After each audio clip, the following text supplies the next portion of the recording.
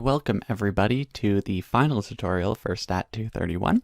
In this tutorial, what we're going to be doing is solving the practice final exam that you should have access to on Mobius. So if you've not already given this a try, I would advise that you do that because I'm going to be solving all of the questions here today, and I'm going to be talking through not only what we should have done to solve the questions or how you could have approached the questions, but I'm also going to be trying to talk through what it is that we were really testing and show you some ways that we may have been able to ask a slightly different question and how we could have approached those. So with that said, what I'll do is just start solving this. And as a reminder, there's no randomization in these questions. So if you need to ask questions, you can post those on Piazza or you can send me an email. And with that, let's get started. So question 1. We're dealing with a production plant that's building chairs, and they've switched to a new process, and they're concerned with the expected heights of the chairs, and they want to make sure that those expected heights have not changed. We are told that the previous process would produce heights that had a mean of 60 and a standard deviation of 5, and that's measured in centimeters. So that's previous information here. Now, we're told that they run an experiment where 193 chairs have their heights measured. And there are 2 analysts that are working on this. So we have Keith and Stuart. Keith prefers to use p-values, where Stuart uses confidence intervals. And they want your help to try to make them agree on what the analysis says. So you need to take your Stat 231 knowledge and help out Keith and Stuart here. So Keith tells you that they have computed a 2-tailed p-value, where the null hypothesis alpha equals 60 was tested using a pivotal quantity q of y, and the resulting p-value is 0.061, and we're told that alpha here is representing the expected heights of the chair. Now Stuart tells you that they've computed a 96% confidence interval based on the same pivotal quantity, this q of y, and that's given by the interval 50 to 68. So what we're trying to do here is answer these 4 true or false questions where we're provided this not enough information in order to address the question if it's required. So we'll go through these one by one. The first statement reads, if the computed p-value, which is 0.061, is correct, then we know that the computed confidence interval is incorrect. So what we're trying to do is decide whether the p-value, the 0.061, is incompatible with this 50 to 68 confidence interval. So before we actually try answering this question, I want to summarize a few key pieces of information regarding confidence intervals and p-values. So the first thing that we know is that with a confidence interval, as the level of the confidence interval increases, so in this case, as this 96%, that's the level of our confidence interval, as it increases, the interval is going to get wider. So I'll hop over into my sketchpad here so we can write this down. But what I'm saying is that as the level of a CI increases, then the width is also going to increase. Okay, so this is rule number 1. And how might you be able to remember that? Well, the way that makes most sense for me is to think about the extreme, right? What if I wanted to have a 100% confidence interval? Okay, if I wanted a 100% confidence interval, then based on the definition of our confidence interval, I would need an interval that I'm certain that the true parameter value is in it every time. Now, depending on what parameter we're looking at, that's going to be an interval that looks something like -infinity to infinity, right? I'm certain that our theta is always going to be in this interval, but I can't make that any shorter because as soon as I pick a finite number to cut it off at, then there's some small chance that my interval might not contain theta, okay? So the 100% confidence interval, in order to be certain that our interval contains the value of interest, we need to make it as long as it could possibly be. And this holds even when we're dealing with confidence intervals that are a little bit more reasonable, right? So as the level of the confidence interval increases, the width also increases. Now, I'd like to point out quickly that implicitly, when we're talking about this relationship, we are assuming that the same method is being used, right? So I will mention that here, the same method. So you could compute a 95% confidence interval, and particularly if it's approximate, in one form, and that might actually be shorter than a 99% confidence interval in another form, depending on the exact methods that are being used. But if you're comparing two confidence intervals computed using the same procedure, as the level increases, the width has to increase as well. Okay, so that's the first point. Then the second point is relating a p-value to a confidence interval. So if we compute a p-value equal to some value p, then what happens when we're looking at a 1 minus p% confidence interval? So the 1 minus p% confidence interval, if we know that the p-value is p, well, what this tells us is that the null value that we care about, so we'll call that theta naught, has to be inside of that 1 minus p% confidence interval.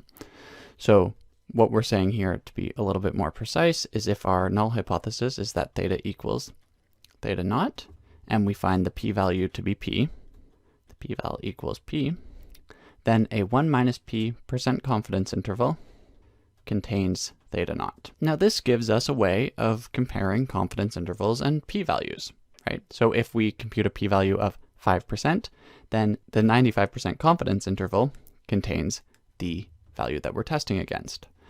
Now, the special thing about this 1 minus p% confidence interval is that it is the narrowest interval that contains theta naught.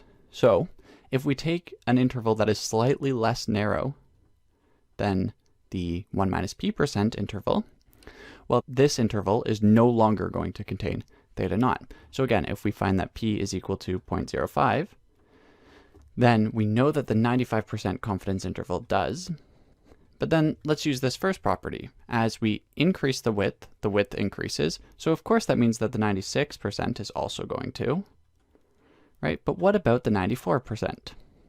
And what this second property here is telling us is that the 94% does not also contain our value theta naught, okay? And again, implicitly, we're still using the same method for all of these, all right? So the third point that I want to point out for this question is that the p-value decreases in a one-tail test. Now I talked about this in some detail in the tutorial where we introduced one-tail tests and testing more generally. But the basic idea is, if you think about what we're doing with a hypothesis test, right, we have some curve and a very poorly drawn normal distribution here. And we want to know our p-value is given by the probability that a statistic is computed that is at least as extreme as the one that we observe. So let's say that we observe some d down here. Now we know that these values down in the tail that are further away from the mean, say, are more extreme, but we also grab the positive d up here. So if we call this negative d and this is 0, say. Sorry, this diagram is not particularly clear, but we see two tails. The reason we're calling this a two-tail test is because we can either be above our expected value or we can be below our expected value, and both of those are going to add some probability. Now, if we're only considering a one-tail test, then none of the values up here actually make a difference for our p-value. And so an equivalent test run at the one tail is going to, generally speaking, have a lower p-value. So the p-value is going to decrease. So with those 3 points, let's hop back over to our question, and we can start to try and answer these. So if the computed p-value, p equals 0.061, then we know that the computed confidence interval is incorrect. Well, what does this p equals 0.061 tell us? It tells us that a 93.9% confidence interval is the narrowest interval that contains the null value. The null value in this case is 60. So we can't have a more narrow confidence interval containing 60. And what this also tells us is that every interval that's computed using this method with a level greater than 93.9% has to contain the value 60. So we computed a 96% confidence interval, or Stewart computed this, and 60 falls in this interval. It's 50 to 68. So this does not conflict with the rules that we know, right? The 96% confidence interval is going to be wider than the 93.9% confidence interval. They use the same quantity to compute these, so they're directly comparable. And so do we know that the computed confidence interval is incorrect? No, we don't know that. It could be the case that it is, but given the information, we do not know that that's the case. And so because of that, this statement is false. We do not know that the computed confidence interval is incorrect. On to question number 2 here. If the computed confidence interval is correct, then a p-value of the null hypothesis that alpha equals 60, based on the same pivotal quantity, should be larger than or equal to 0.04. So again, we see that the computed confidence interval contains the value 60. And what does that tell us? Well, that tells us that the level of the confidence interval has to at least correspond with 1 minus the p-value. So to put a different way, we know that a p-value of 4% is possible, theoretically, if this is the smallest interval that contains 60. This also tells us that any confidence level greater than 96% also will contain 60, assuming that we're still using the same method. And so if you think about it, there's this inverse relationship between the level and the p-value and the corresponding p-value. So in other words, if our p-value was smaller than 4%, then 60 could not be in this interval, right? So let's say that the p-value was truly 0.03. If the p-value is really 0.03, then we would expect the 97% confidence interval to be the smallest one that contains 60. But we have a smaller one that contains 60 here, which is the 96%. And so as the level increases, we're seeing the widening of the corresponding confidence interval. But that's inversely related to the p-value because of the 1 minus the p-value gives us the level. And so as a result, when we're looking at this question here, we can say that if the computed confidence interval is correct, then we know that the p-value is at least 0.04. It could be higher than 0.04. It could be 0.1 or 0.2 or 0.7, but we know that it is at least 0.04. It can't possibly be smaller than that because otherwise the 96% confidence interval would not contain the value of 60. So because of that, we can respond true to the second question here. Now the third part, you decide to do a one-tail test based on the same null hypothesis and pivotal quantity, and you compute a p-value of 0.045. This value contradicts the value found by Keith. So what's our rule? Our rule is that when we do a one-tail test using the same method, the same quantities, we expect that the p-value has to be no larger, it has to fall. The p-value should get smaller. Now here, we see that Keith's p-value was 0.061, yours is 0.045. 0.045 is smaller than 0.061, and so this is not contradicting Keith's value. Now it's important to note here that a one-tail test is not necessarily going to have half the p-value versus the corresponding two-tail test. And you can see this even looking at some one-tail versus two-tail tests that we've done in the course notes. The p-value is not always going to be cut in two, and so you wouldn't expect that to happen necessarily. But you could not come up with a p-value that is larger based on a one-tail test than on the same two-tail test. The two-tail test will have a p-value that is at least as large as the one-tail test. So this statement is false because it does not contradict the value found by Keith. Now the final question down here, you decide to compute an 80% confidence interval based on the same pivotal quantity and the same method that Stewart used. And you're denoting your confidence interval, L of y up U of y for the lower and upper bounds. We're asking if the given confidence interval, the one given by Stewart, if that's correct, then you should find that U of y is larger than or equal to 68. So if Stewart's confidence interval is correct, then the 96% one had an upper bound of 68. based on our first rule that we talked about, as the level increases, the width increases, which correspondingly means as the level decreases, the width of the CI must decrease as well. Because we're using the same method and the same pivotal quantity, what we have to find is that your confidence interval is then going to be smaller than Stewart's confidence interval. So you should find a contracting of the size of the confidence interval, not a growing of the size of the confidence interval. And as a result, you should not find that your upper bound is larger than Stewart's. If you find that your upper bound is larger than Stewart's, that would indicate that you've probably made a mistake or that Stewart made a mistake. And so you should not find that. That is false. And we can now ask, how did I do on question 1? And you can see we got all of those correct. So hopefully you all understand what I've been saying here. Again, if not, feel free to ask some questions. And now we'll jump on over to question number 2. So question number 2 here, we're dealing with a sample of size 1, and we're generating one observed value of y equals 3. Now we want a QQ plot on this data set, and we want to know what is the coordinate of the one point that there's going to be.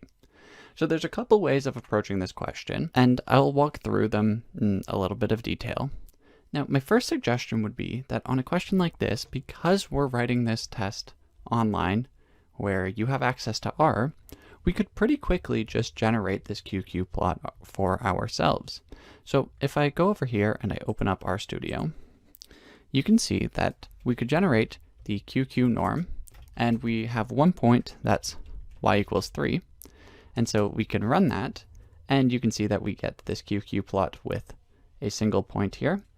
And you can see that that single point occurs at a value of 0 and 3. So if we come back over here, you can see 0 and 3 is going to be the correct answer.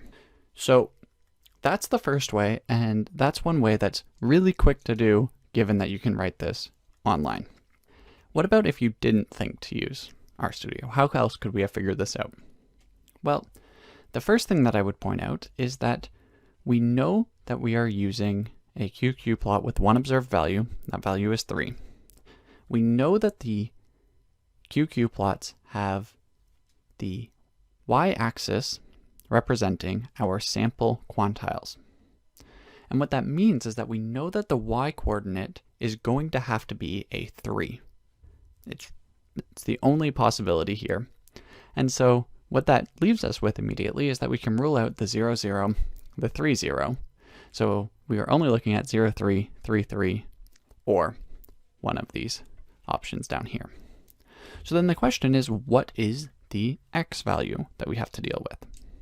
And remember that a QQ plot has the quantiles of our sample on the y-axis, and it has theoretical quantiles along the x-axis.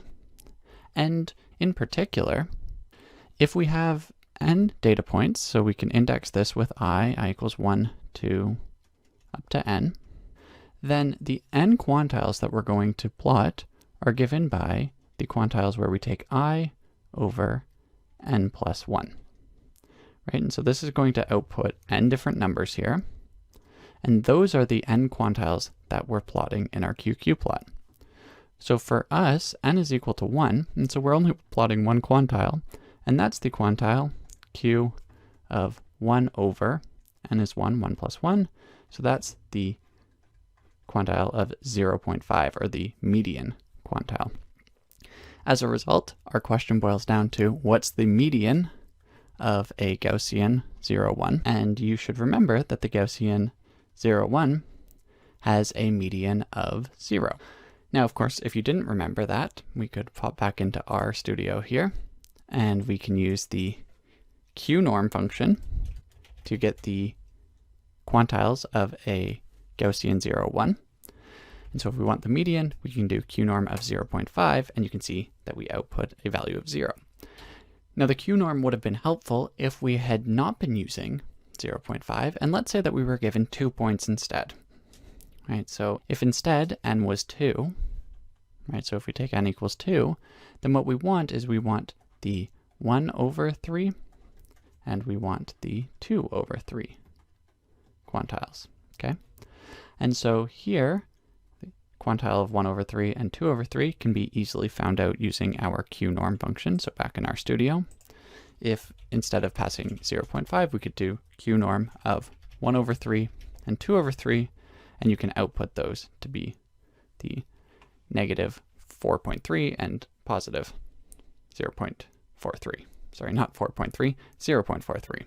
So in any event, that's what the QQ plot shows us. And so we can come back over into the question here, and we can see how did we do. We can see we got it correct.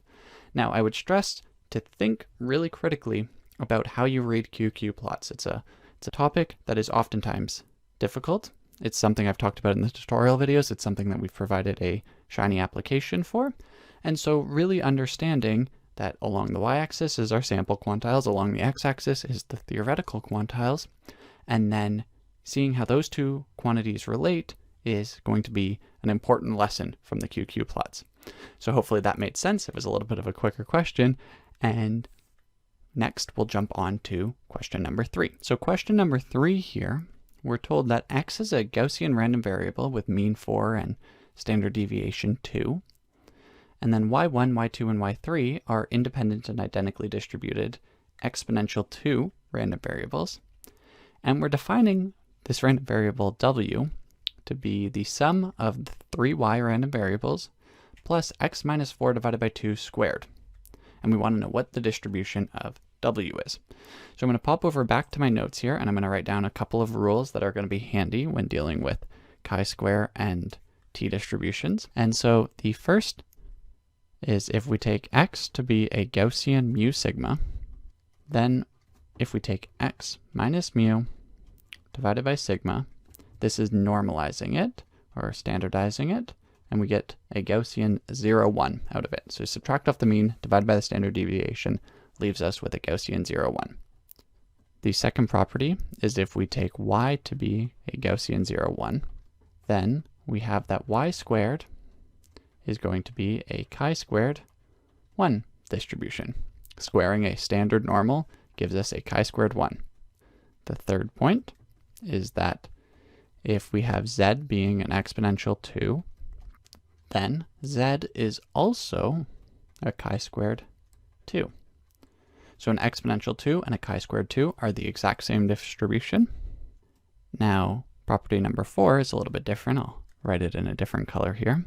So if we have property number 4, which let's say that we have w1, w2, up to wn, and we have each of these w's being a chi-squared distribution where we have ki degrees of freedom for each of them, and they're all independent, then if we take the summation over our w's, I equals 1 to n, wi is going to follow a chi-squared distribution with k degrees of freedom, where k is the sum from I equals 1 to n of ki.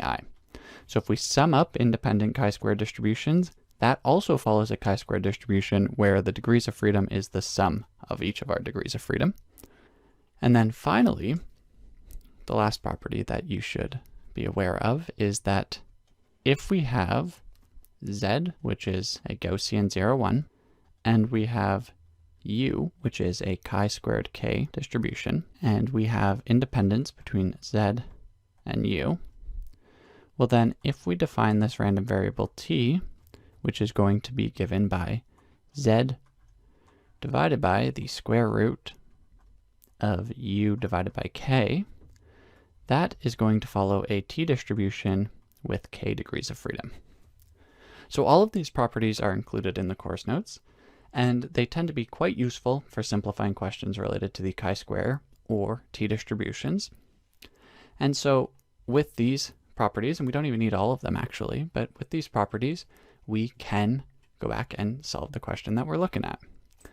So back in this question here, we see that w is given by the summation of 3 yi's and then this fourth term over here. So let's consider those independently. So each of the yi's are an exponential 2. And so using that third property we just discussed, that means that each of the yi's are actually chi-squared 2 distributions. And we also know that they are independent of one another. And so what that means is that when we sum these first three, we're dealing with a chi-square distribution where it has 2 plus 2 plus 2, or 6 degrees of freedom, based on this first summation term here. So then looking at this second term here, well, we're taking x, which is a Gaussian random variable with mean 4 and standard deviation 2. And we take x minus 4 divided by 2, and so using that first property we talked about, inside of the brackets here, we're dealing with a Gaussian 0, 1. When we take x minus 4 divided by 2, that's a Gaussian 0, 1. And then we square that, which we know from the second property is a chi-squared 1 distribution.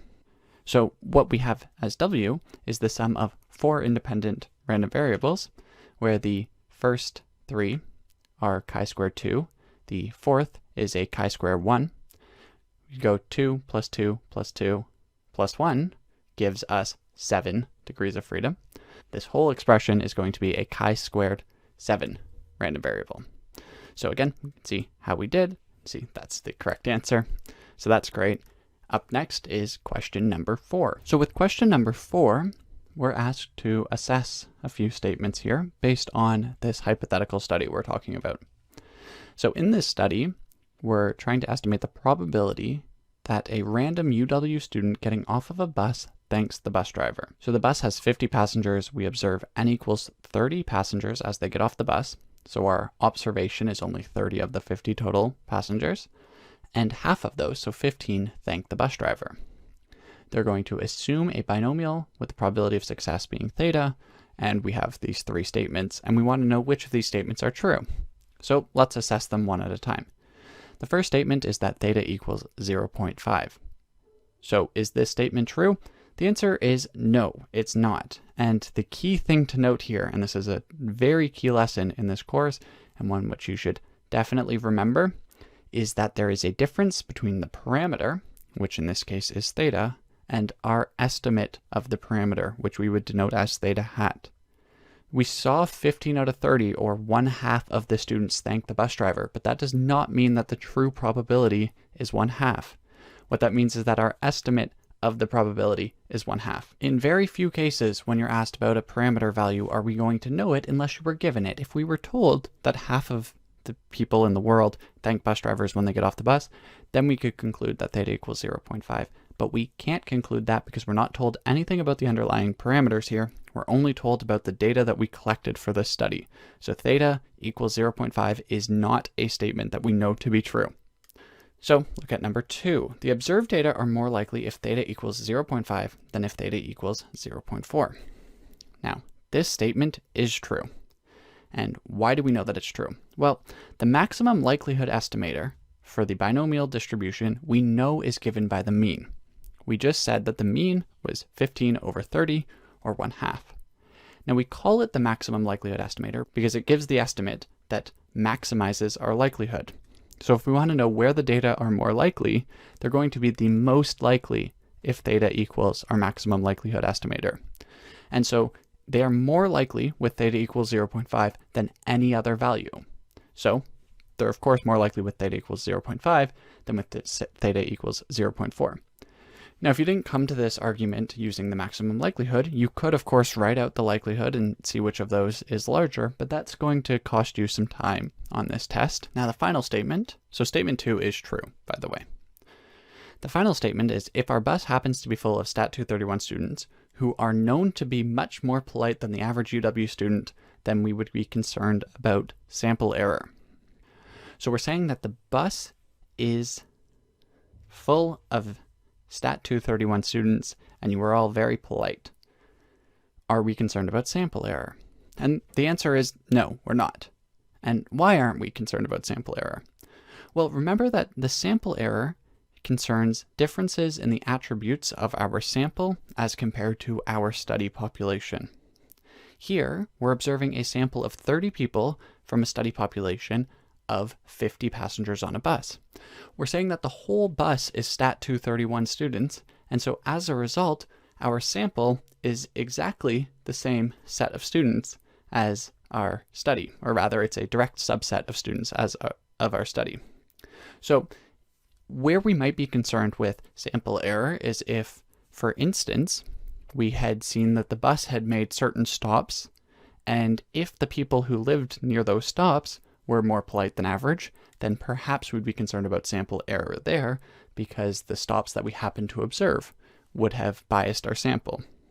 However, in this case, our sample and our study population do not differ on any meaningful attributes, and so statement 3 is not true, and that leaves us with only statement 2 being correct.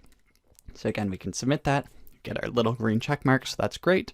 And that also means that we can move on to question number 5. So question number 5 here has a number of different multi-part multiple choice questions, all related to a study about grades. So briefly, the study was conducted to investigate students in different time zones.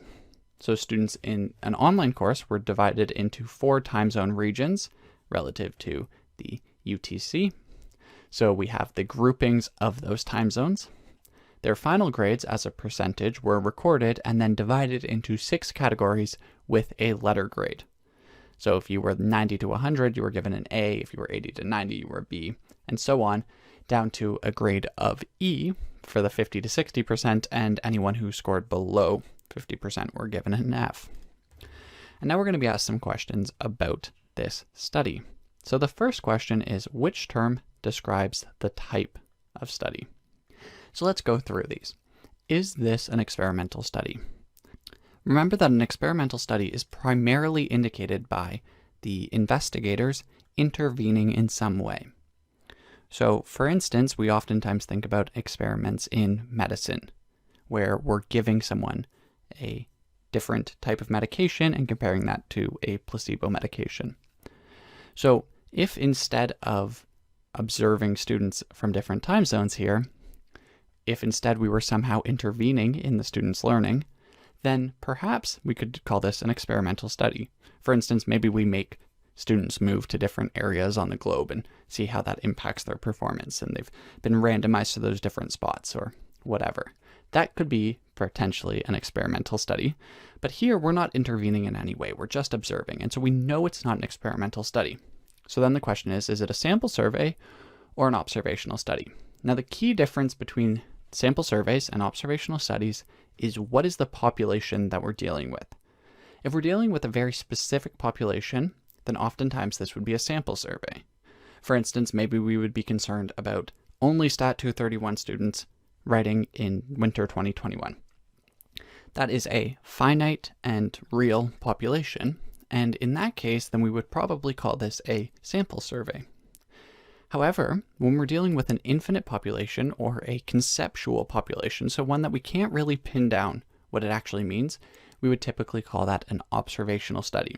So here, we just want to know grades of students in different time zones. This sounds like it could be a hypothetically infinite population in the sense that maybe we're concerned about students from all time ever, or it's more of a conceptual population in the sense that there's not one specific group that we can point at. And so because of that, and because we didn't intervene and we just observed their data, the observational study is the most appropriate. Now, which term best describes the problem being investigated? So again, we're given 3 options here. Is it an estimation problem, hypothesis testing problem, or a prediction problem? Well, if it's a hypothesis testing problem, we should know what hypothesis we're testing. And there's no indication that there's a hypothesis that we're testing anywhere in this question. If it had asked if we want to know whether, say, the time zone is irrelevant to how well the students do, then that would be a hypothesis that we could test. What about a prediction problem? Well, again, if it's a prediction problem, there should be a prediction that we're making. Maybe we want to use this data to predict how a student who's taking a course next term is going to do based on where they live. That would be a prediction problem. But it's neither of those. All we're trying to do is estimate the relationship between time zones and student grades. And so as a result of that, we're dealing with an estimation problem here. So it's sometimes going to be easier to pick out whether it's a hypothesis or a prediction problem, and if it's not, then we're probably dealing with an estimation problem here. Next question. So it says the letter grade, which is a value A through F, is an example of what type of variate? Okay, well, can it be a continuous variate? No, it can't be, because we have some finite number of categories, and they're not continuous numbers, and it's definitely not continuous. So is it discrete? Well, remember that discrete variables represent numeric data. A through F, while they can be matched to a number that might be meaningful, are not discrete because they are not numeric. And so we know we're dealing with either categorical or ordinal data. And so what's the difference between these two? Well, both categorical and ordinal data are data that are characterized by labeling of different categories, with the distinction being that ordinal have a meaningful ordering, where categorical do not, right? And so as a result, the ordinal data are going to be the best fit because A through F have a very particular ordering, right? A corresponds to a grade which is higher than B, which corresponds to a grade which is higher than C, and so on. So it's going to be ordinal. It's interesting to think about our time zone groups, right? So we've divided them into 4 different regions. So we have region 1, region 2, region 3, and region 4. And I'll leave that as a question to you. What type of area do you think that the time zone would be characterized as? That's a good discussion you can have on Piazza. So finally, which type of model would be most appropriate for the joint distribution of the number of students who received each letter grade? So the selection of most appropriate model is one that's, again, a very important point here. And you should go through each of these options and see when they would be appropriate. So our Poisson model typically talks about the number of occurrences over a period of time or over an interval in space, over some physical location. And that's coming from the Poisson process. We're using it to count how many people arrive at a store, for instance, or how many animals happen to be in a particular region. So that doesn't seem particularly appropriate here. I'll skip over multinomial now, and that's because, spoiler alert, multinomial is going to be the correct answer. But for binomial, well, binomial is counting the number of successes in a fixed number of trials. So if we flip a coin n times and there's some constant probability of success, that's going to be a binomial, which again doesn't seem to be relevant here. A Bernoulli is a binomial with n equals 1. So it's just a single coin flip. If it can be represented with a single coin flip, it's Bernoulli. That's not appropriate here. And a geometric counts the number of trials until we observe a success. Again, that doesn't seem relevant here. A multinomial distribution is a distribution which counts the number of items falling into each category. So you can think about those cross-contingency tables that we started talking about near the end of the course. So in those, we're just counting up how many individuals or how many observations fall into every category. Here, we have categories that are defined by the time zone and by the letter grade, and we just are counting how many individuals fall into each of those categories. And as a result, the multinomial is going to be the most appropriate distribution to fit here. So again, we can see how did we do? See that they're all green, which is great, which means that we can move on to question number 6. So question number 6 here, it's our first numeric question, and in it we're told that we have a sample, y1 through yn, they're all Poisson theta distributed, and we want to use an approximate Gaussian pivotal quantity to know that if the sample size is 30, what is the probability that we result in a sample mean of 0.5 theta. So we're told here that we have a sample, I'll call it y1, y2, up to yn. And these are all Poisson theta. And we want to use a Gaussian pivotal quantity to know what is the probability that y bar is in the interval of theta minus 0.5 to theta plus 0.5. And so this is a question that's really using the central limit theorem. And so let's restate that quickly here.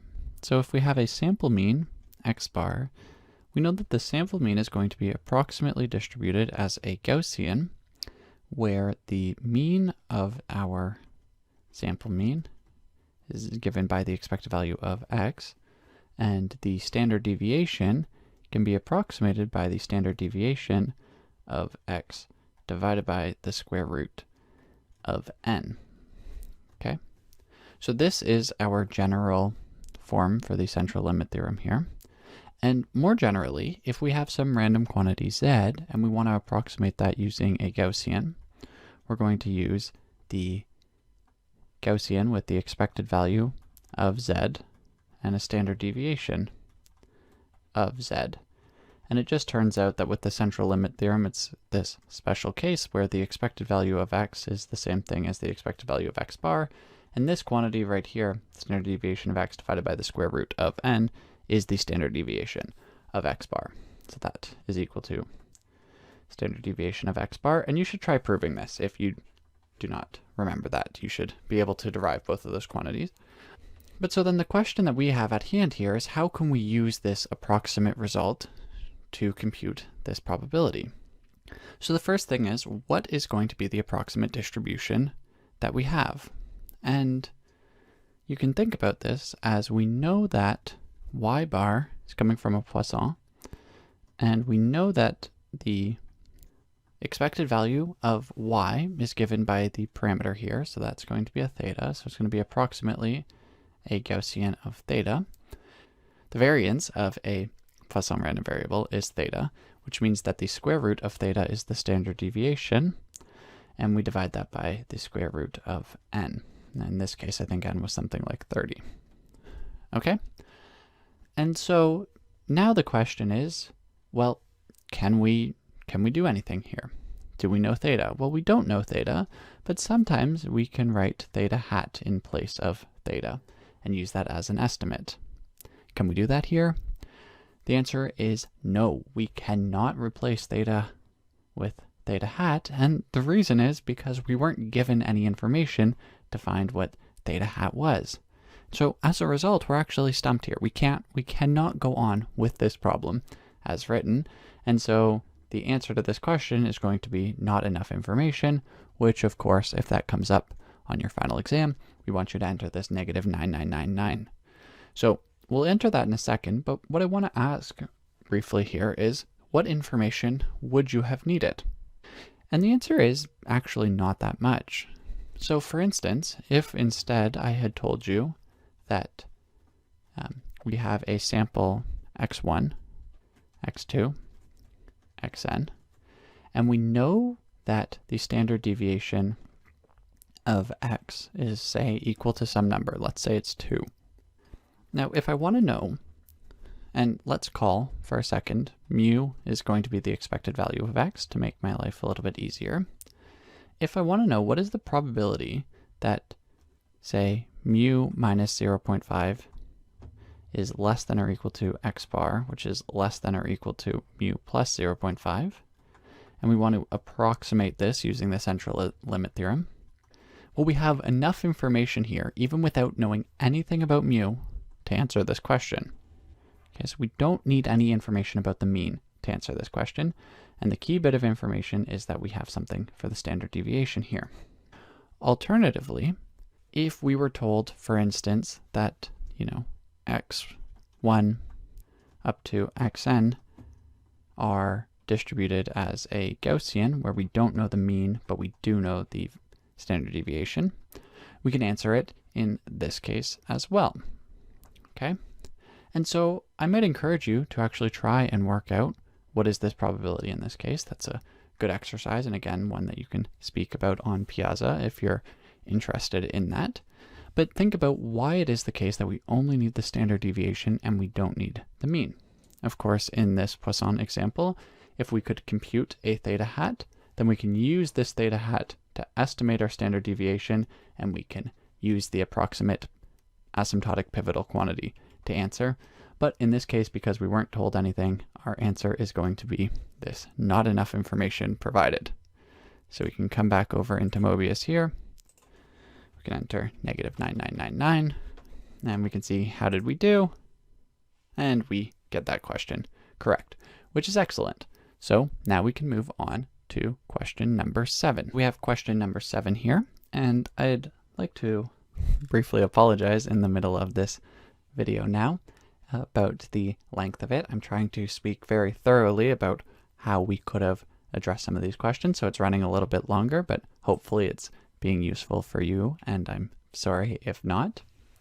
But in question number 7 here, we have moods being classified as either good, meh, or bad. And there's 100 such moods that were classified. And we want to know whether the null hypothesis regarding a multinomial model is going to be correct. So in particular, we define a multinomial model with theta 1 representing the probability of good days, theta 2 the meh days, and theta 3 bad days. And we wish to test that the null hypothesis that a randomly chosen day is good is the same probability that a randomly chosen day is bad. We want to test the null hypothesis that theta 1 equals theta 3. Okay, and written this way, if I'm being honest, this is not a particularly helpful way of writing this null hypothesis. So what I want to do is write this equivalently as theta 1 equals alpha, theta 3 equals alpha. And the reason that I want to do this is because we know that theta 1 plus theta 2 plus theta 3 have to equal 1. And so what these first two traits here imply is that this is also going to be theta 2 equals 1 minus 2 alpha. Okay? And so we want to test this null hypothesis here. And the question is this appropriate? Right, so we can actually go back over to the Mobius question and see, under the null hypothesis, what is the expected frequencies of good days from our data? So we know that there are 100 total observations, and so the expected frequency of good days is going to be the probability of a good day under the null hypothesis times by 100. And so back in our notes here, we know that the probability in the null hypothesis is given by this alpha. So we want to compute what is 100 times alpha. And so we want to estimate this quantity here. And so there's a couple of different ways of doing this. I'm going to sort of reason through it, but of course you can look at the formulas for this section of the course and you should be able to come up with the expectation based on them. But I'll do it how I would have actually answered this question had it been presented to me for the first time. So we want to know what is if the null hypothesis is true, what is our best estimate for what this probability has to be? Okay, and we know that the only constraint we're imposing in the null hypothesis is that theta 1 and theta 3 are the same. Okay, and so what that means is that if we add up theta 1 plus theta 3, this has to equal 2 alpha.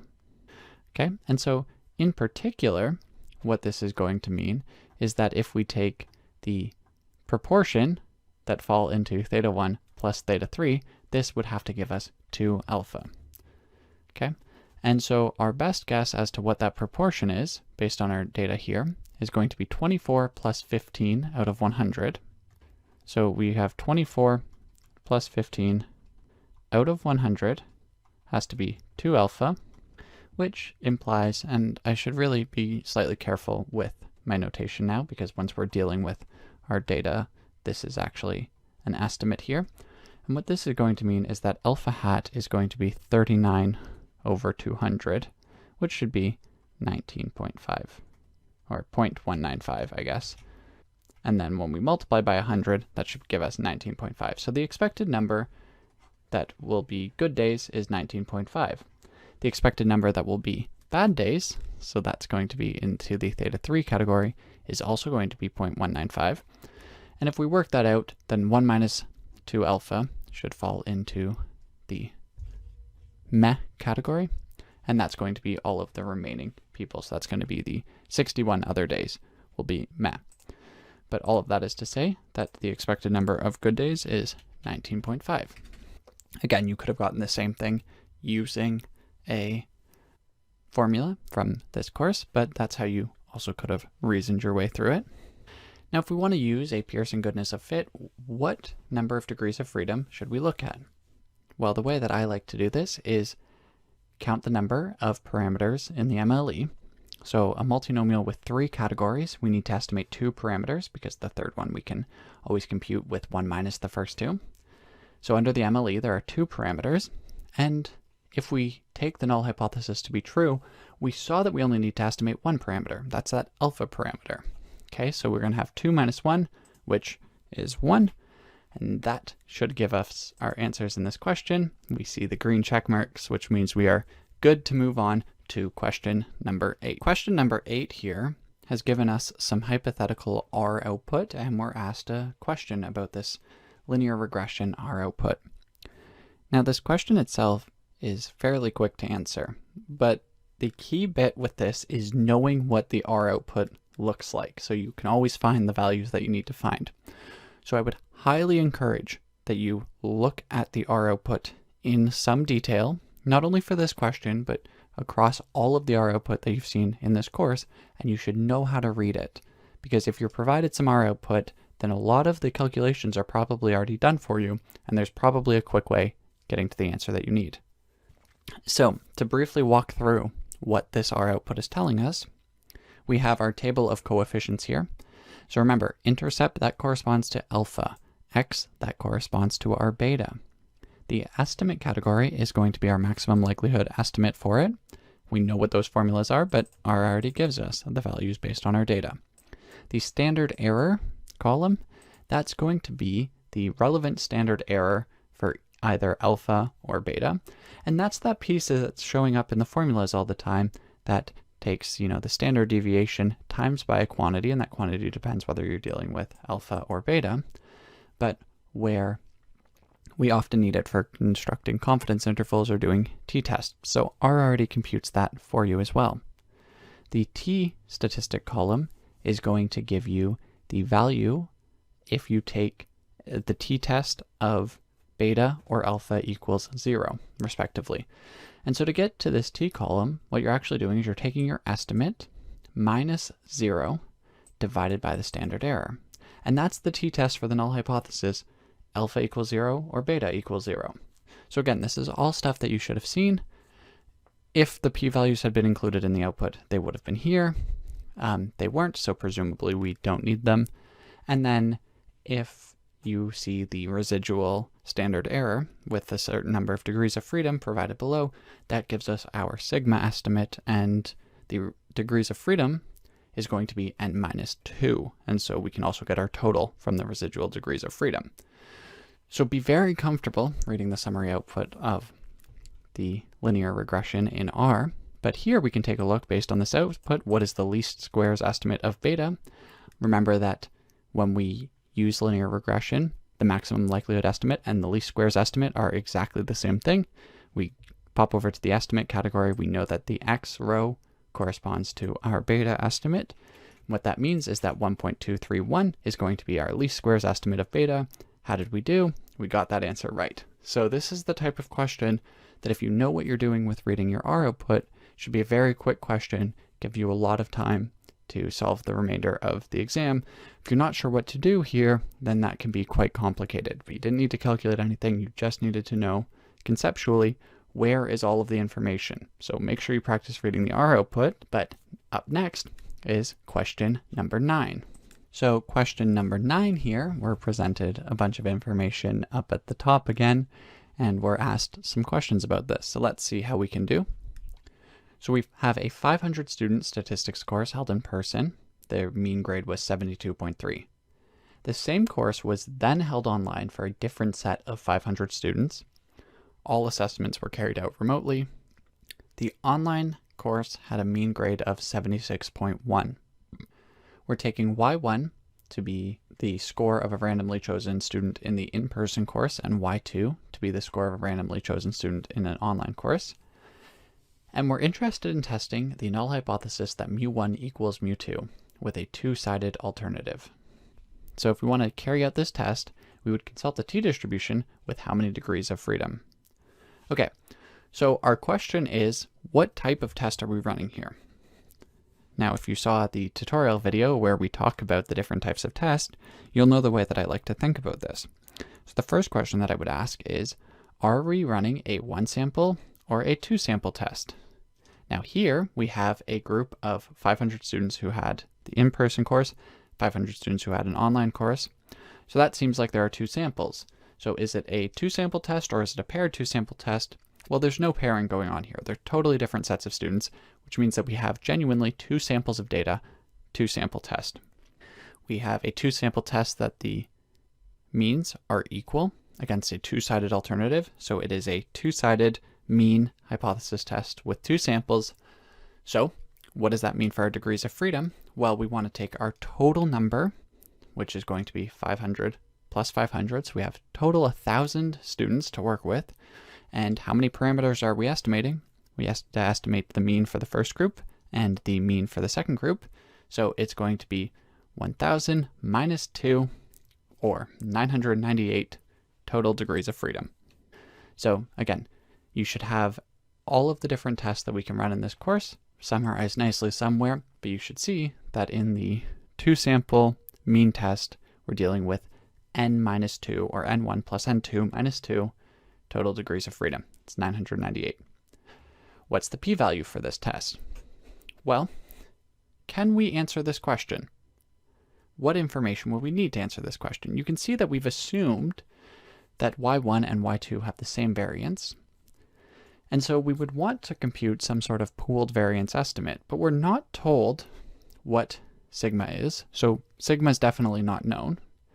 And we're also not told any information about how we could estimate this. We're not told what the sample standard deviation is, for instance, for either of the samples. So as a result, we have no information about the standard deviation in this population, and you would need the standard deviation to compute this estimate. So once again, when we're not given enough information, we enter in negative 9999. Now, what's interesting, or perhaps interesting, is for you to actually work out what the p-value would be if you were told what sigma was. And how would that differ if you were told what sigma was versus if you had to estimate sigma from the data? And if you did have to estimate it, what estimate would you use? Now, what if we had been told that y1 was mu1 sigma 1 and y2 was mu2 sigma 2? How would that test change there? So I'd advise you looking at this question in a little bit more detail, providing some possible values for all of these different quantities and seeing if you can work out what the hypothesis test would be. Again, this would be a good discussion to have on Piazza, where you could work out different variations on this question, but with the information stated, we simply do not know enough to find the p-value. Now, for part C, suppose that the p-value was this very small number, 0.000003, and you wish to discuss the relationship between online teaching and grades. Which of the following statements are true? So let's just go through each of these statements and ask ourselves whether it's true. Because the p-value is very small, we can conclude that online teaching has caused a change in the average grade for the course. This question, there's one word that should jump out at you, and that's caused. This is a causal question. Has online teaching caused a change in the average grade for the course? And the answer is no, or at least we can't know that from the p-value alone. Maybe the online course had better students in it. Maybe it was easier assessments. Maybe 1,000 other things could have caused the change in the average grade, but we can't know that online teaching was the cause, at least not from the information that we were given. So this is not a true statement. Grades have increased because some students are cheating. Again, this is just a statement that we don't have any evidence for. It's plausible that grades increased because students are cheating now, but we can't know that from what we're given here. Statement number 3, we cannot come to any conclusion because this was not a paired test. Now, should we have used a paired test here? No, we should not have used a paired test because we have different sets of students. They're not paired students. Moreover, we don't need to use a paired test to compare the means of different groups. We only need to use a paired test when we have actually paired data. So statement number 3 here is just an irrelevant statement. It's not true related to this setup. So statement number 4, we cannot come to any conclusions because the test was not one-sided. And again, this is not true. If we wanted to test whether one of the means was higher than the other, we'd want to use a one-sided test. But if we just want to test for a difference, then of course we can come to conclusions based on a one-sided test. And so that's not a true statement either. Of course, with that not being a true statement, the more than one of the above can't be true because none of these were true. And so none of the above.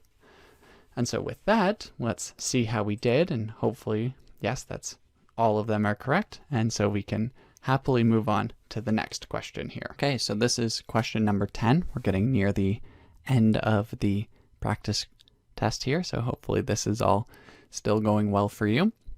But here we're looking at an investigation of the relationship between Stat 230 grades of students who took it in person and the 231 grades of students who took the course online. So we took a sample of 100 students who completed Stat 230 in person and then Stat 231 online, and they were asked whether they would agree to have their final grades in both courses used as an analysis, where 80 students agreed. So we asked 100 of them, 80 of them said, yes, that's fair to use. So the first part of this question deals with assessing which of the following statements are true.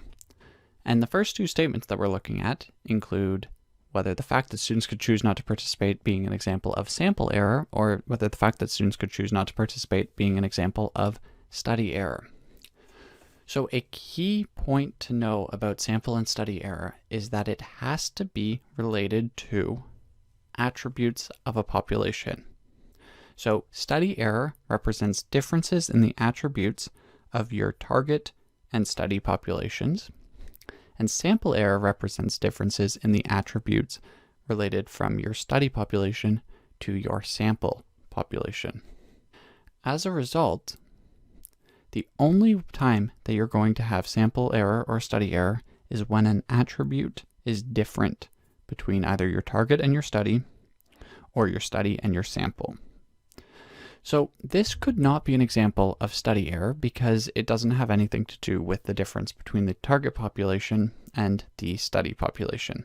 So immediately we can rule out study error because it's a statement that whether or not the students were chosen to participate is impacting our sample, not our study, as compared to the target population. So is an example of sample error? And the answer is no, because we haven't said anything about attributes.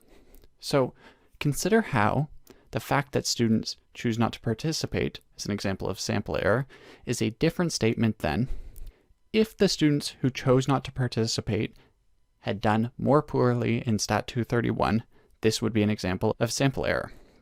That statement is true, because there we're taking an attribute of interest, which is the grade in Stat 231, and we're saying that the sample has a different attribute than the study population as a whole. So that's sample error. Here, we're just saying that students could choose not to participate, so our sample is not necessarily our entire study population. But that does not by itself mean that there's going to be sample error. It might mean that there could be sample error, but this statement by itself is not true. So remember, sample error, study error deal with attributes, not with differences in the populations themselves. They have to be attributes of the population. Now, the remaining statements here are a little bit more straightforward to work out. So if the Stat 231 grades have a lower sample variance than the Stat 230 grades, then a linear regression model would not be appropriate because the assumption of constant variance is violated. That's not what the assumption of constant variance is saying. The assumption of constant variance says that the residuals need to be constant variance across the different levels of our factor.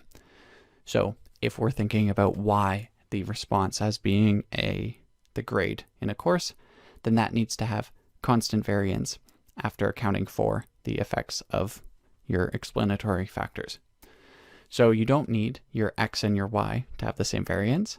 And so that's not what the assumption of constant variance is, and so this statement is false. A linear model is not appropriate because this is a paired test. That's just not a true statement. Oftentimes when you're fitting linear models, you could also think about them as being a paired test where you're pairing an outcome with an explanatory factor. You pair an x and a y. And so very often you can think about linear regression models as being paired tests, and so that's not true, which means more than one of these is also not true, so none of the above is true. So part B, we want to test the null hypothesis that the slope of a simple linear regression model fit to these data were 0. We would consult a t-distribution with how many degrees of freedom.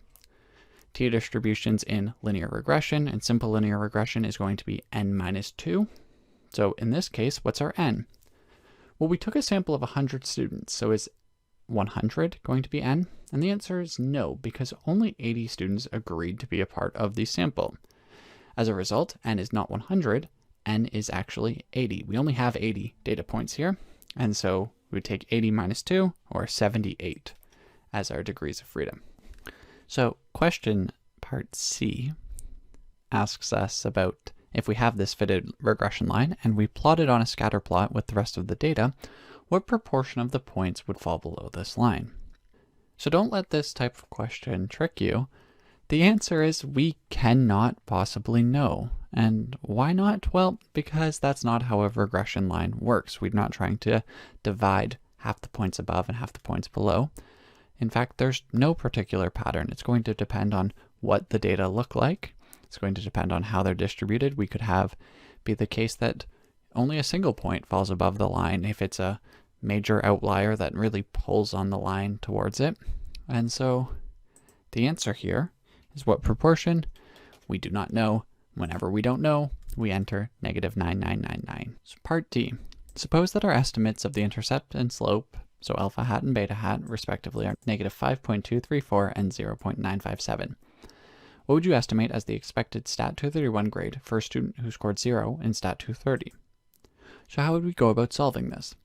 Well, generally, when we want to estimate the expected outcome for someone with a given level of an input, what we do is we plug into our estimated regression line. So we have y equals negative 5.234 plus 0.957 times x. X is 0, and so your first thought might be, let's estimate a grade of negative 5.234. That's what our line tells us. This is not going to be appropriate, and why not? Well, we know that in Stat 231, no matter how difficult the course may seem, we can't end up with a grade of negative 5.234%.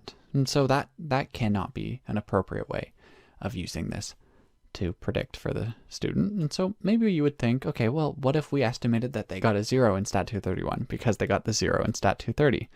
Is that appropriate? And my answer is going to be, while that's an improvement over estimating that they got a negative 5.234, that's also not appropriate. So is it going to be a different numeric value? Maybe we should estimate that they're going to get a 50% in the course, for instance.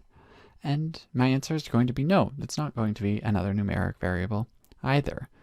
And why not? Well, the first thing to note is that our regression line is being fit on students who took both Stat 230 and Stat 231. So first off, if you got a 0 in Stat 230, you didn't pass Stat 230. If you didn't pass Stat 230, you didn't take Stat 231. So there's no one who's even remotely similar to this in our data set. Secondly, can we even ever think about predicting a score of Stat 231 if someone's getting a 0 in Stat 230? And the answer is no, because that person can't exist. This isn't a prediction that can make any sense whatsoever.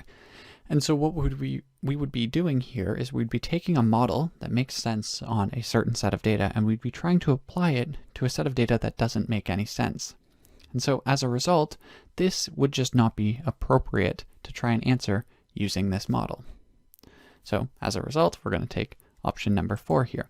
But it's important to remember, anytime that we're dealing with a regression model, we have to ask ourselves, are the questions that we're answering actually appropriate to be answering with the model? And if not, then we shouldn't be trying to answer. Even if it looks like our model can give us that answer, we have to think critically about what our model is actually saying. And so we'll leave that at it would not be appropriate, and we can see how we did. More green, which is great. That means that we get to move on to question number 11. Question number 11. So what we're dealing with here is that there is a dog that is barking as we're trying to sit down and monitor Piazza. And so in particular, we assume that the number of dog barks in an hour, which is represented by the random variable y, follows a Poisson Theta distribution. And in a 24-hour period, we hear the dog bark 48 times. So the first question is, what's the maximum likelihood estimate of theta?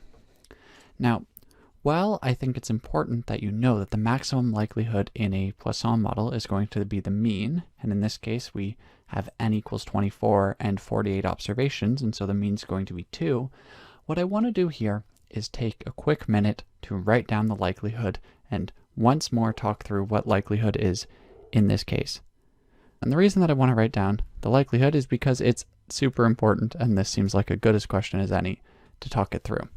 So if we think about the distribution function for a Poisson random variable, we know that it's going to be theta to the power of y e to the negative theta over y factorial. So how do we write down the likelihood from this? Well, we imagine that we've observed y1, y2, up to yn. These are the data that we've observed. And we want to find L of theta, which is the product from I equals 1 to n of f of yi theta. Okay? And here we take that product to be I equals 1 to n of theta to the power of yi e to the negative theta all over yi. Oh, I forgot a factorial up here. That should be y factorial. And I'm going to put the factorial down here as well. And so now we want to try and simplify this. So we have three terms to look at here. This first term, theta to the yi, this is a constant base, right? And so we remember that if we have a to the power of b times by a to the power of c, that's going to be a to the power of b plus c.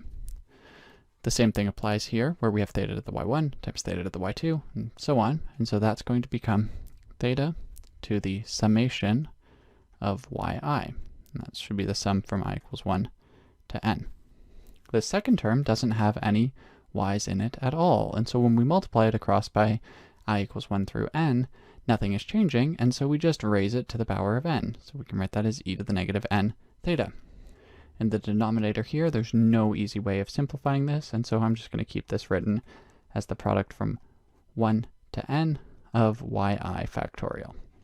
Now, when we're dealing with likelihood functions and our goal is to find the maximum likelihood, we can ignore anything that does not have a theta in it, which allows us to ignore this ugly looking denominator anyways. And so we can write that the likelihood function is proportional to theta to the summation of yi times by e to the negative n theta. Okay?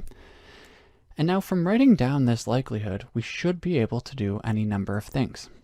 So we should be able to find theta tilde, which is the maximum likelihood. And the way that we would do that is we would solve for the log likelihood of theta. So we'd take the log of this expression, which in this case we could write as the sum I equals 1 to n of yi, this whole thing multiplying by log of theta minus n times theta, for instance. And then we would take the derivative L prime of theta, and we would set that equal to 0, and then we'd solve. And whatever we're solving for to equal 0 is going to give us our maximum likelihood estimator, and we plug in for the estimate.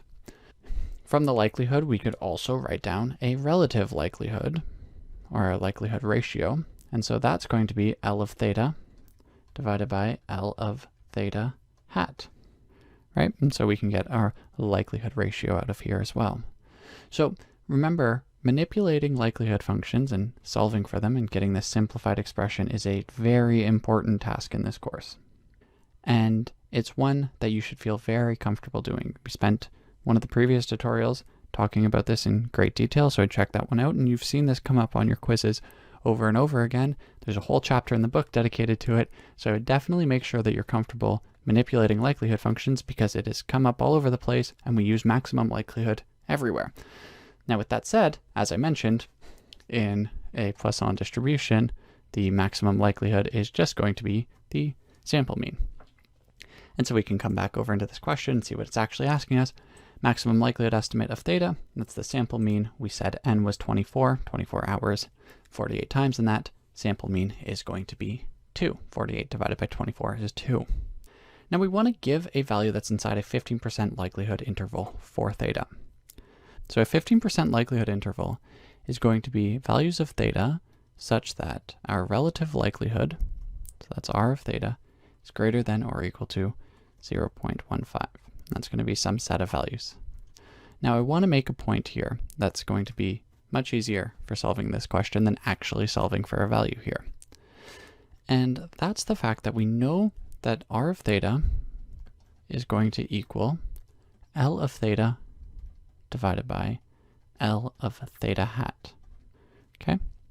And so one thing to note is that if we plug theta hat into r, so if we take r of theta hat, that's going to be L of theta hat divided by L of theta hat. That's going to equal 1.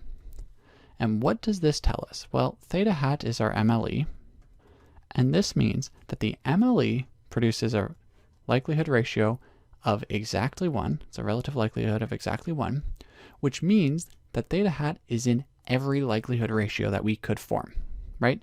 Even in a 100% likelihood interval, our maximum likelihood estimate is going to be in there. So when you see this type of question, your thought should go immediately to, do I need to work out this whole interval, or can I simply conclude that MLE is going to be in there? So that's going to be the quick way of answering this. Of course, based on our conversation around working out what the likelihood is specifically, you could solve for other values and those will be accepted. And in this case, you actually could solve for the specific values because we're given enough information to do that. But generally speaking, this type of question, the easy way of getting to it is by noting the MLE produces a relative likelihood equal to 1, so it's in all of the likelihood intervals. Okay, so part C, suppose that I want to take a break from answering Piazza questions and I want to take a nap for 2 hours. What's the maximum likelihood estimate, the probability that the big dog does not bark in that time? Well, this is an invariance property question. We want to know what the maximum likelihood estimate of the quantity, the probability that, say, no barks in 2 hours. And so let's say that we define y1 to be barks in hour 1, and we define y2 to be the number of barks in hour number 2. So then what we want to know is we want to know what's the probability that y1 equals 0 and y2 equals 0, and in particular, we want the maximum likelihood estimate of this. This is an invariance property calculation, and the reason is that we could work out, if we knew what theta was, then we could work out what this probability is. Because y1 and y2 are non-overlapping intervals, we know that we can write this as the probability that y1 equals 0 times by the probability that y2 equals 0. Because they're identically distributed, we can write this as the probability that y1 equals 0 squared, and we know that this is a Poisson random variable, so the probability that it equals 0 is going to be given by theta to the power of y1, which in this case is theta to the power of 0, times e to the negative theta, divided by y factorial, or 0 factorial, so that's divided by 1. So that's going to equal to this quantity squared, which simplifies to be e to the negative 2 theta. So this is a function here, it's g of theta, and we want to know what is the MLE of g of theta. Now, in an earlier tutorial, we talked about the invariance property in quite a bit of detail, but generally speaking, if we want to know what the MLE of g of theta is, we know that that's going to be g of theta tilde, or if we want the actual estimate, g of theta hat. So because we know that theta hat equals 2, then g of theta hat is equal to e to the negative 2 times 2, which is equal to e to the negative 4, which, if I am not mistaken, should be approximately 0.183. So if I come back over to Mobius, I can enter 0.0183, and I believe that if I've not made any calculation mistakes, we should get all of them marked as correct. So that was question number 11. The next question, question number 12, is coming up next. So question 12, the second last question on this practice exam. So we have a statistics professor and they've created an exam with 4 multiple choice questions. Each question has 4 options, and the student must select one option as their answer. The professor wants to test the null hypothesis that a student gets a question correct, being a probability of 25%. And so each of these parts are going to be answered independently. So if the null hypothesis is true, what is the probability that a student gets exactly one question correct? If the null hypothesis is true, then we know that the probability that they get a question correct is 0.25. And so this question is asking, assuming a binomial distribution with 4 trials, there are 4 different questions, with a probability of success of 0.25, we want to know what the probability that it equals 1 is. So I'm going to pop over to RStudio because these are going to be quicker to determine using R here. And so we want to know the probability that you get exactly 1 correct on 4 options. So we're going to use the d binom function, d for distribution function. We want to know the probability that they get exactly 1 correct. Our size is 4, there are 4 questions, and our probability is 0.25.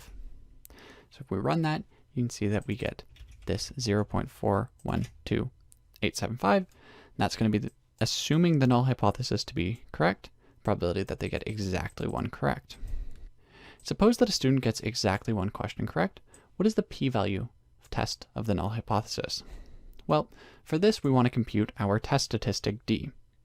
Now d is going to be given by the absolute difference between the number of questions that a student got correct, which in this case is 1, and the expected number that they would get correct if the null hypothesis were true. If the null hypothesis is true, how many would we expect them to get right? Well, it's going to be theta, which is 0.25, times by n, which is 4, which is 1. What this means is that d is equal to 0. And so what's the p-value when we observe a test statistic of 0? Well, we can always write that the p-value is equal to the probability that we observe d larger than or equal to d.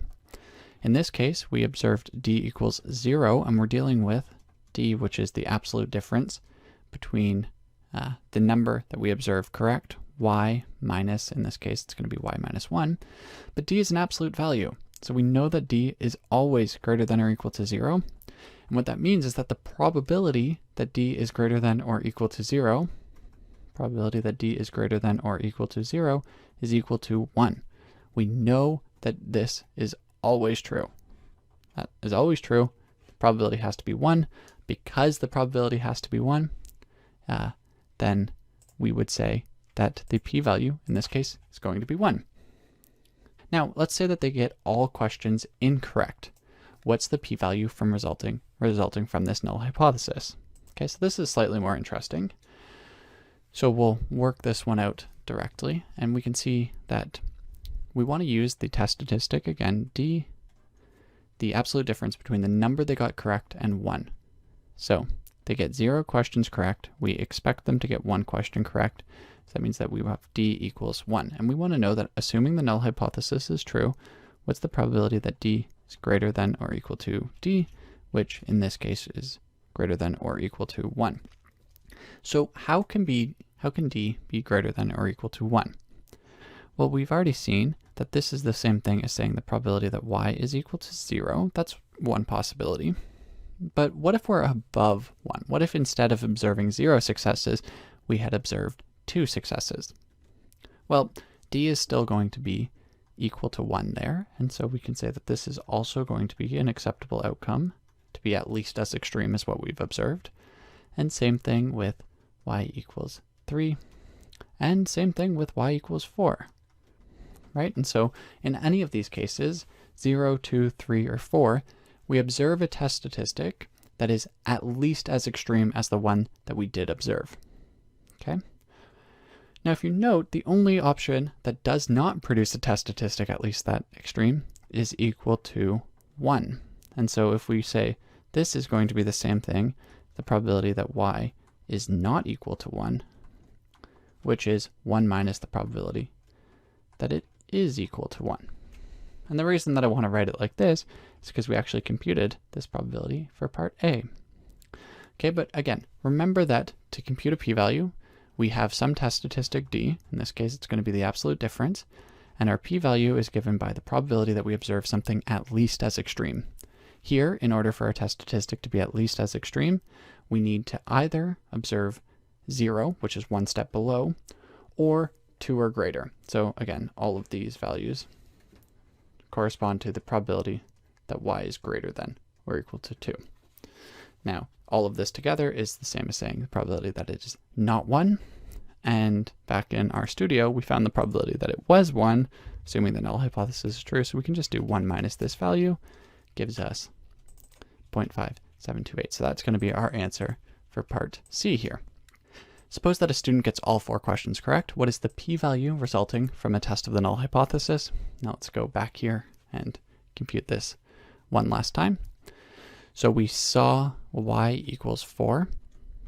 That means that we've observed a value of d of 4 minus 1, which equals 3. And we want to know what the probability that d is greater than or equal to 3, assuming that the null hypothesis is true. So how can we observe a value that's at least 3? Well, we can't observe anything that is 3 lower than 1 because that would involve observing -2 successes, and that's impossible. And so then the only way that we can observe this is if we observe something that's 4 or higher, but there are only 4 questions, and so this is going to be exactly equal to the probability that y is equal to 4. So again, there's a couple of different ways of getting to this result here, but the easiest for me is just to pop over back into R. We're dealing with our d binom. We want to know what the probability that you have y equals 4 when there are 4 trials, assuming the null hypothesis is true. So you can see that's going to give us 0.00390625. You can come in, enter that in here, click how did we do, and you can see we got all of those correct as well. So that's great. That shows us how to compute p-values. Again, there's many examples of computing these types of p-values in the course notes. I would work through those. I would play around with the different options. You know, what if these were true and false questions instead, for instance?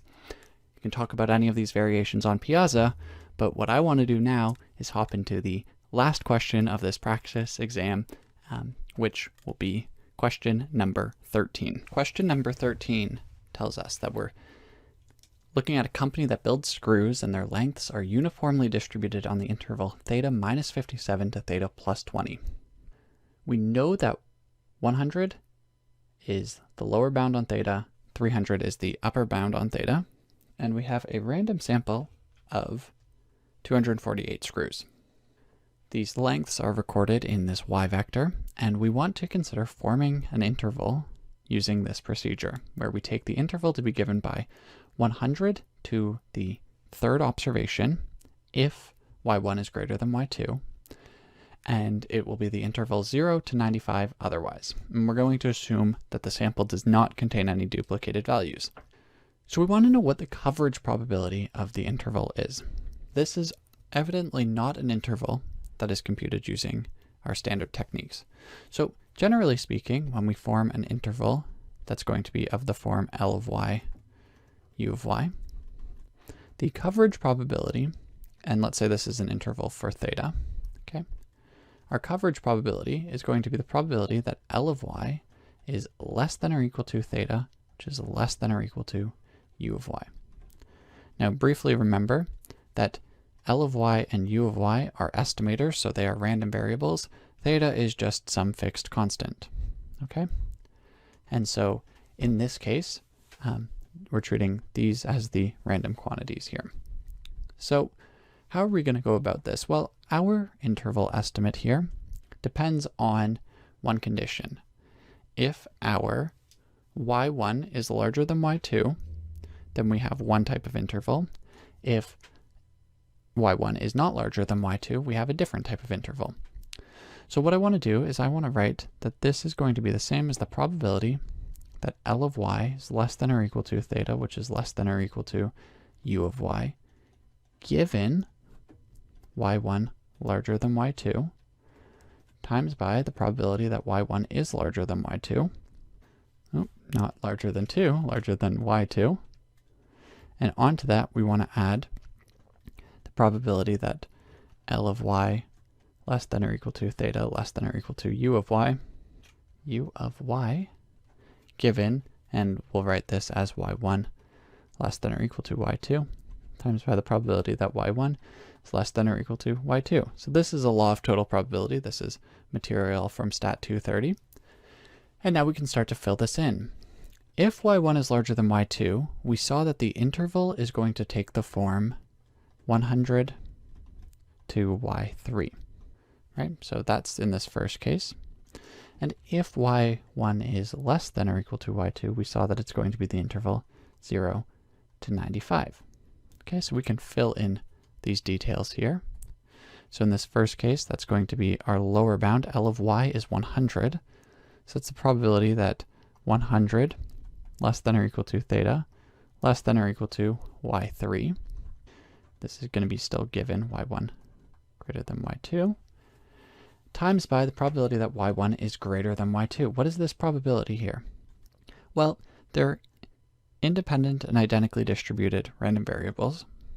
And so the probability that one is greater than the other is going to be 1/2. It's going to be equally likely that y1 is bigger as it is y2 being bigger. And so we're going to multiply this by 1/2. They follow the same distribution.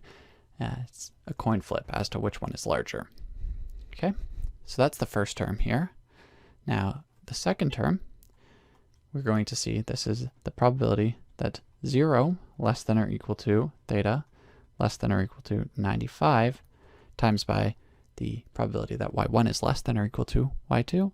Well, that's going to be 1/2 as well. Okay, so now we can work on breaking down these probabilities. So for this first probability, well, we saw that 100 is a lower bound on theta. So 100 less than or equal to theta always happens, and so all we care about is this theta less than or equal to y3.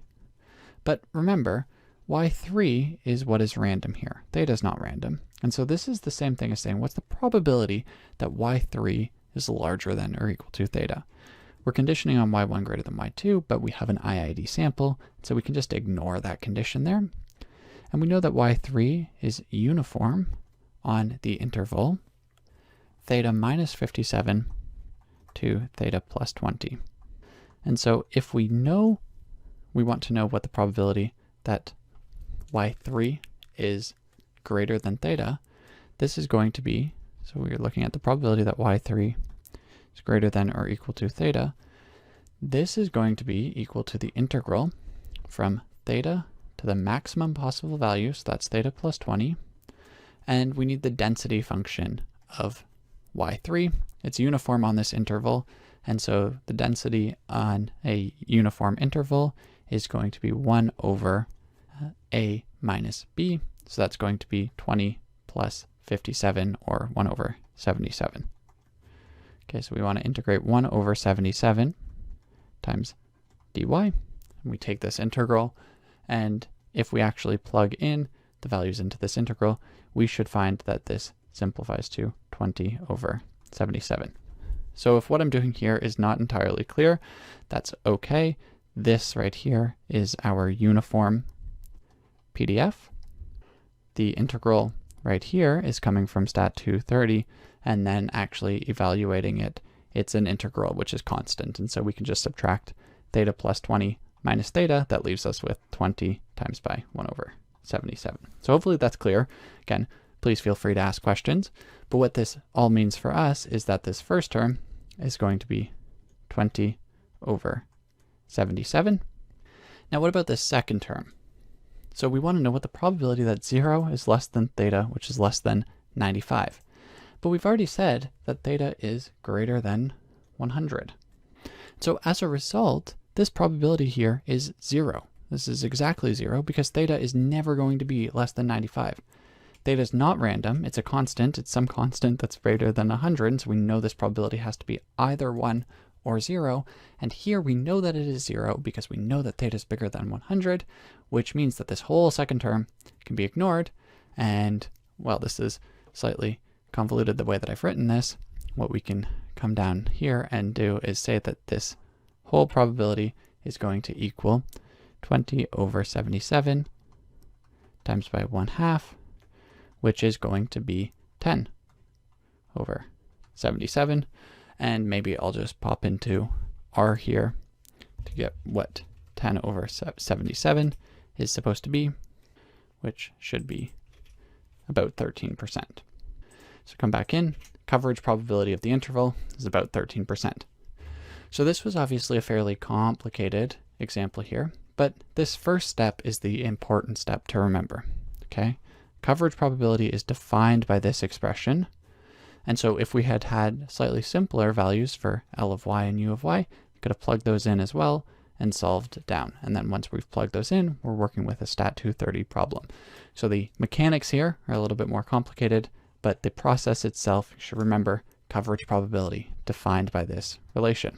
So let's go take a look at what part B says. So assuming that in the sample we observe y1 is 148, y2 is 163, and y3 is 165, what's the probability that theta is in this interval formed by this sample? Okay, so based on these observations, do we have y1 greater than y2? 148 is not greater than 163, and as a result, we know that our interval of y, is going to be given by 0 to 95. What's the probability that theta is in 0 to 95? Well, we just solve for that. That's 0. Theta's never in that interval, and so the coverage probability of this fixed interval is going to be exactly 0. It is not in this interval. We know it's not in that interval, and we can submit our answers. How did we do? We got perfect. That's lovely.